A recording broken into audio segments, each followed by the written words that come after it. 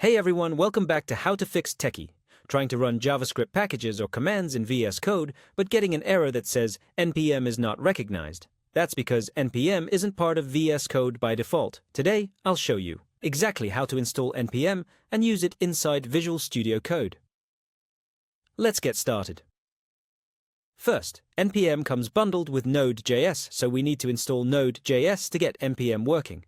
Go to nodejs.org and download the LTS version, long-term support. Run the installer and go through the setup. Keep all default settings checked. After installation, restart your computer just to be safe. Now, open Visual Studio Code. To check if NPM is installed, press Ctrl+backtick to open the terminal and type NPM V. If you see a version number, it means NPM is installed successfully. Now you can install packages like this. NPM install package name. You can also create a package.json file by typing npm init.